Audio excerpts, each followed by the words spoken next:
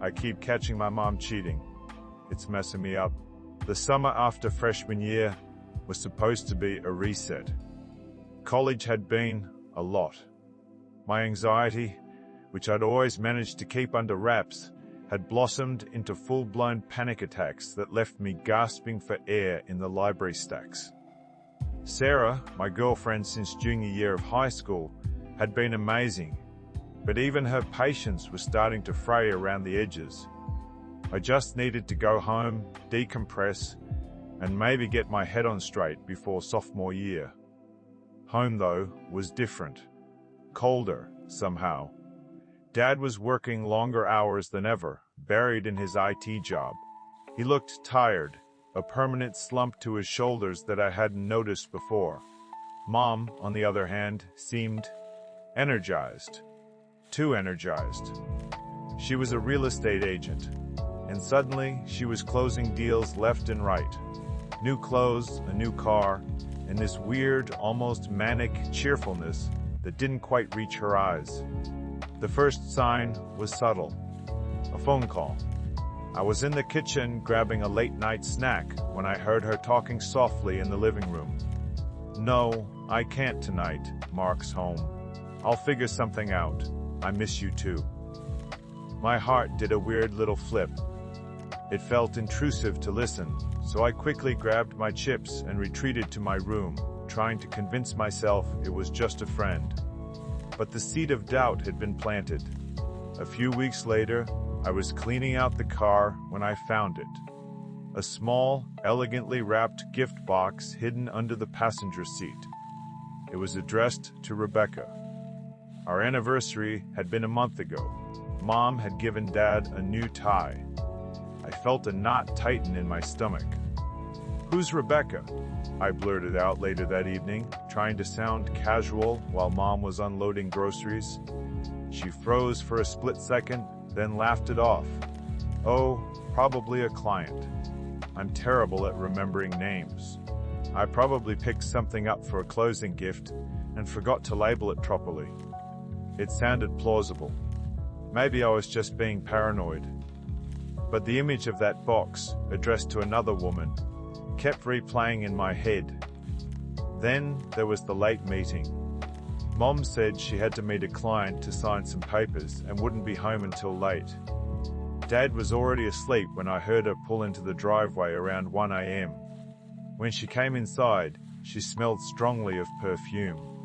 Not her usual brand. I tried to talk to Sarah about it.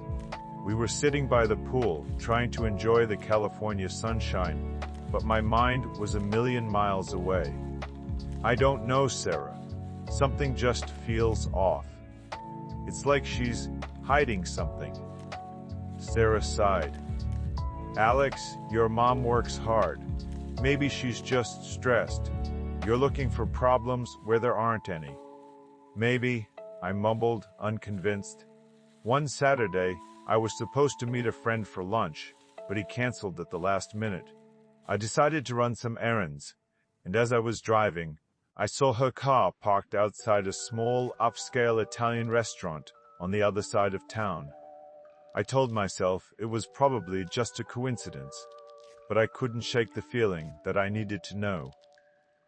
I parked a block away and walked back, trying to be inconspicuous. Through the window, I saw her. She was sitting across from a man, laughing. They were holding hands. It wasn't Dad. The man was older, maybe early 50s, well-dressed, with silver hair and a confident smile.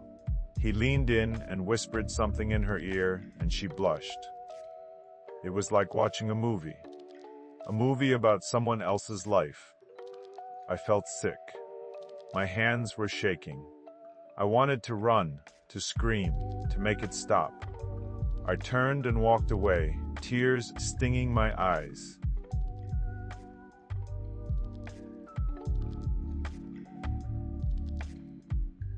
I turned and walked away, tears stinging my eyes, but it wasn't for Dad. It was for this, Tom. I started having panic attacks again. The smallest things would trigger them. A phone ringing, a car pulling into the driveway, the smell of perfume. I couldn't eat, I couldn't focus, I couldn't think straight. I was spiraling. My little sister, Emily, started noticing. She was 16, angsty and observant. "What's wrong with you, Alex? You're acting weird." "Nothing, Em. Just tired." "No, it's more than that. You keep staring at Mom like she's a criminal." I flinched. It was true. I was constantly watching her, analyzing her every move, looking for clues. One afternoon, Mom asked me to fix her laptop. She was having trouble with her email. I reluctantly agreed, and as I was poking around, I stumbled upon a folder labeled Personal. Curiosity got the better of me. I opened it. There they were, emails. Dozens of them, from Tom. "Darling, I can't wait to see you tomorrow. I'm counting down the hours, Susan. You take my breath away. I've never felt like this before, thinking of you. Meet me at the hotel." Each email was like a punch to the gut. The details were explicit, the emotions raw. It was undeniable. My mother was having an affair. I slammed the laptop shut and ran to the bathroom, throwing up. The world was spinning. I felt like I was suffocating. That night, I confronted her. I waited until Dad was asleep, then cornered her in the kitchen.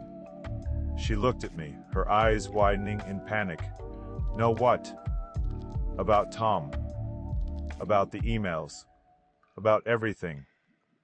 She tried to deny it at first, but I wouldn't let her. I showed her the emails. I told her I saw her at the restaurant. Finally, she broke down. The tears came, a torrent of guilt and shame. "It just happened," she sobbed. "I didn't mean for it to happen. I'm so unhappy, Alex. Your father, he's a good man, but we've grown apart." "So you cheat on him?" I yelled, my voice cracking. "That's your solution? You destroy our family?" "Please, Alex, you can't tell him," she begged. "It would kill him. Please, just give me some time. I'll break it off with Tom. I promise. Just don't say anything." She was manipulating me, using my love for my family against me. And it was working. I didn't want to hurt Dad. I didn't want to be the one to shatter their marriage. But I also couldn't live with the lie. The weight of the secret was crushing me. Days turned into weeks. I was living in a constant state of anxiety. I avoided my mother, unable to look her in the eye. Dad seemed oblivious, still working his long hours, still trusting her implicitly. Sarah was growing increasingly frustrated. "You can't keep living like this, Alex," she said. "You're letting this consume you. Your dad deserves to know the truth." I know, I said, running a hand through my hair. "But I don't know how to tell him. I don't want to hurt him." "And what about you? Aren't you hurting yourself? You're becoming a shell of yourself." She was right. I was disappearing. The joy had been sucked out of my life. I saw Mom becoming bolder. She was still seeing Tom, sneaking around, lying to Dad. It was like she thought she could get away with anything now that I knew. One afternoon, I was driving home from work when I saw her car parked outside a motel on the edge of town. The kind of motel you only see in bad movies. I slammed on the brakes and stared at the car, my heart pounding in my chest. I wanted to confront her, to scream at her, to make her stop. But I couldn't. I just sat there paralyzed, watching as she walked out of the motel with Tom, holding his hand. That was it. Something inside me snapped.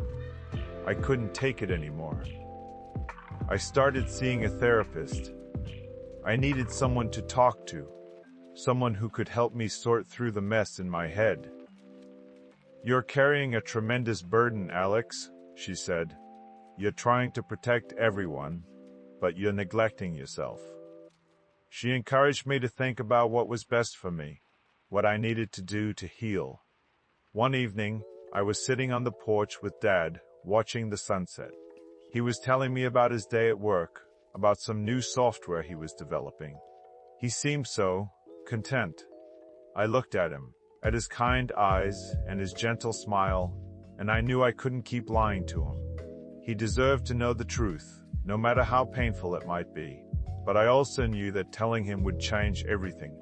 It would shatter his world, and it would probably destroy our family. I took a deep breath.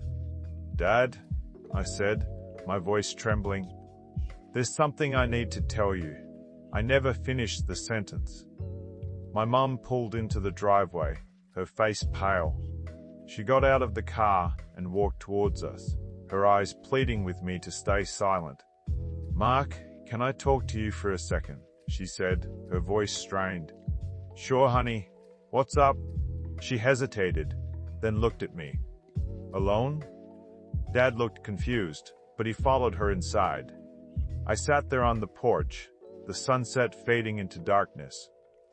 The weight of the secret was still there, pressing down on me, heavier than ever. I don't know what she said to him, or if she even told him anything. I just know that everything changed after that night. The atmosphere in the house became even more strained, the silences longer and more uncomfortable. A week later, I saw Tom at the grocery store. He saw me too. He walked over, a smug look on his face. "So you know," he said, his voice low. "Your mother is a wonderful woman. Your father doesn't appreciate her." Rage surged through me. I wanted to punch him, to wipe that smirk off his face, but I held back. "Stay away from my family," I said, my voice cold. "Or what?" he sneered. "Or I'll make you regret it," I said, turning and walking away. I don't know what the future holds. I don't know if my parents will stay together. I don't know if I'll ever be able to trust my mother again. All I know is that I can't keep living like this. I need to do something. I need to make a choice. The summer is almost over. College is starting again soon. I need to decide what to do before I leave. Do I tell Dad everything? Do I confront Tom again? Do I try to convince Mom to end the affair? Or do I just walk away and try to forget that any of this ever happened? The truth is, I don't know.